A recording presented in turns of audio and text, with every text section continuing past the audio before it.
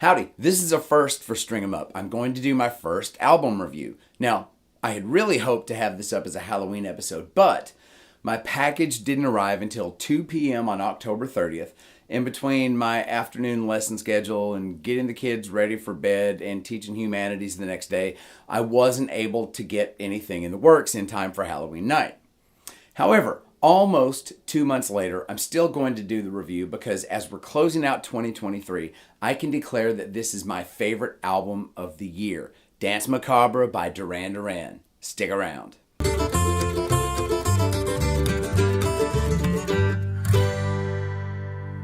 Okay, this isn't a real unboxing. I've already inspected everything, but let's just pretend, okay? So here's the cover featuring actual early 20th century seance photos from a vintage collection which keyboardist Nick Rhodes bought at auction. The insert book features more seance photos.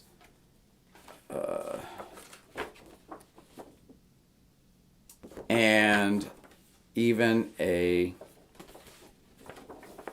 seance agenda. And also notice that the gatefold is actually a Ouija board. Now, hopefully, you'll understand why I wanted to do this as a Halloween episode. And the vinyl itself is translucent galaxy gold. And because I've never bought specialty vinyl before, I'm really excited about that. I think it looks great. Now, also, I haven't bought new vinyl since the early 90s, and I was really surprised when I noticed that both discs are 45 RPM rather than 33 1/3. I wasn't expecting that, but I'm assuming the higher RPMs will result in a higher signal-to-noise ratio and better fidelity. And I wholeheartedly approve of that. Overall, I'm really impressed with the packaging. So I was actually listening to this album for a full 4 days before I got my vinyl, and it's a great record featuring guest appearances by Chic guitarist Nile Rodgers, bassist Victoria DeAngelis, former Duran Duran guitarist Warren Cucurullo. He also played with Zappa, and that's a big plus. And most importantly for me, original Duran Duran guitarist Andy Taylor, and he appears on 10 of the 13 tracks. And for me, it's really worth it because he sounds great. Now, the album has 3 brand new tracks, 7 cover tunes, and 5 reimagined Duran Duran classics. Now, I know that doesn't add up to 13, but one track, Super Lonely Freak, is a medley of Duran Duran classic Lonely in Your Nightmare and Rick James' Super Freak, so that takes care of 2.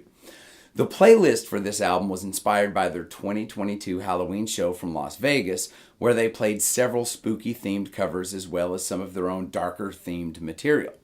And apparently the response to the show inspired them to write and record some new spooky tunes, revisit some Duran Duran classics, and record those concert covers to produce an album that deserves to be played at Halloween parties for the next 50 years. So here's the thing. Simon Le Bon sounds amazing. His voice was always top-notch, but considering he's, 103, he still sounds just as fantastic as he did in his 20s. And that's even after decades of regular touring and recording. But I guess that's actually the long-term side effect of being a crooner from an era which produced mostly shouters and screamers. John Taylor is still the most underrated rock and pop bassist ever. Enough said. Roger Taylor's drumming is a rock, a big old funky rock. And then Nick Rhodes never fails to demonstrate why he's one of the most creative synthesists ever. In other words, Duran Duran still has the goods after all these years.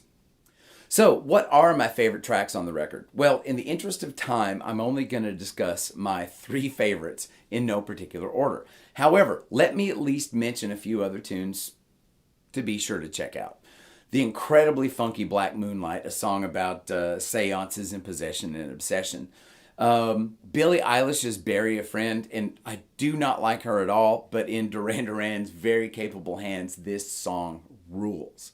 Also notable is their dancey cover of Talking Heads' Psycho Killer. Okay, so here's the breakdown of my 3 favorite tunes.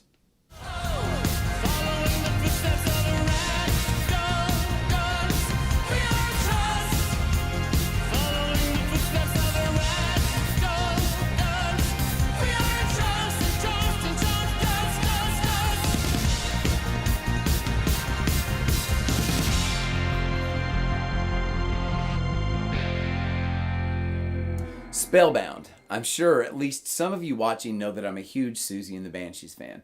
So I'm destined to be partial to Spellbound, and I really am.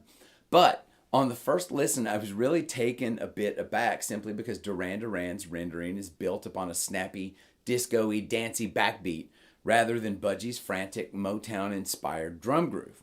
Also, Andy's guitar parts rock a bit harder than John McGeoch's menacing, minimalist, spiky papercut tone original, but that's not a bad thing because I've always loved Andy's guitar tone. And his loose yet driving hard rock style grooves push this song forward amazingly.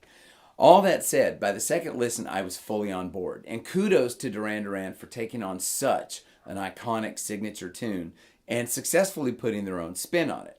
Simon's vocal performance is convincing and enthusiastic, if a bit different. And the background singers evoke and pay tribute to Susie herself with their interjections of, "We are entranced, spellbound."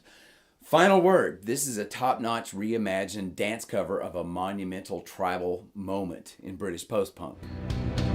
Am I alone or is the river alive? 'Cause it echoes me, echoes me, echoes me. I'm waiting for the nightboat. I'm waiting for the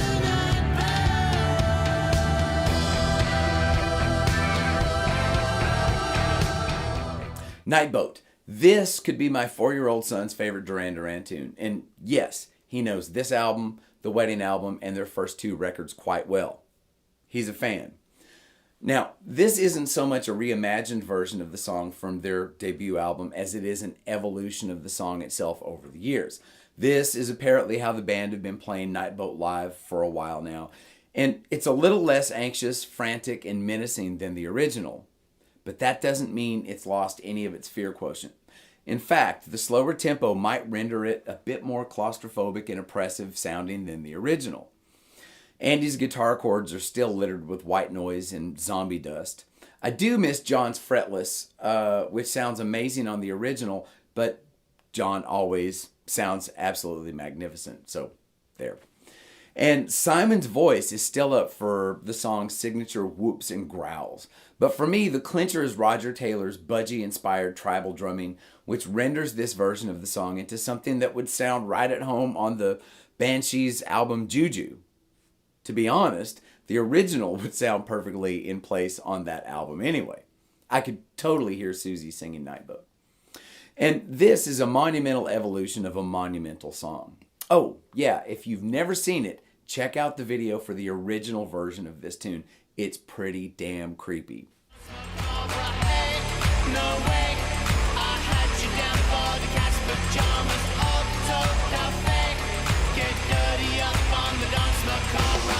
If you don't mind, if you don't mind, if you don't mind, if you don't mind, if you don't mind, if you don't mind, if you don't mind, if you don't mind, if you don't mind, if you don't mind. Danse Macabre. This is hands down my favorite new song of 2023. There's no other song that's even come close. So back in the summer, I started listening to Duran Duran again after 10 years or so. And then toward the end of September, this song came up on YouTube and Spotify, so I had to check it out. And I was absolutely blown away. A week later, the video dropped, and I was blown away again. It's an absolutely stunning video, so be sure to check it out. Anyway, my son saw it, and he lost his mind too. So every morning, we watched this video while getting dressed, and then we listened to it and Nightboat, the original, on the way to preschool. It was our Halloween month morning ritual. So why is this my favorite song of the year? Well, the mood is half of it. Again, Nick Rhodes is a brilliant synthesist, and his soundscapes are really cinematic, foreboding, and striking. Also, as Andy Taylor plays guitar on the track, it just feels like a real Duran Duran track. His dry, dusty, overdriven tone and loose, funky yet rocking lines drive the song hard without ever taking over. So, does that mean that Andy is a tasteful, considerate guitarist? Is that even a real thing? But probably my favorite aspect of Danse Macabre is the way it builds through the form. It's a simple repeating A, B, C, D song form with a semi-spoken, some people have said rapped verse, a pre-chorus, which is catchier than most full-blown choruses. It has an epic full tilt over the top chorus, and then it's all capped off by a sublime, understated post-chorus. Also, the second verse mentions Kids and Kiss makeup, which just makes me really happy because I've been a Kiss fan since I was 5. And to top it all off, the track is just dark, Halloweeny, and it just sounds so damn good.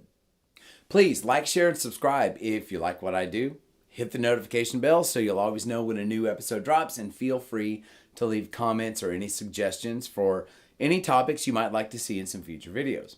Also, check out my other channel, Live from the Stairwell, and check out some 100% live unplugged performances from, you guessed it, my back stairwell. Also, keep your eyes open for String 'em Up Shorts, where I address various good guitaring ideas in under a minute. My name's Dave Holland, and thanks for watching String 'em Up. Have fun, stay safe, Happy New Year, and I will see you in 2024.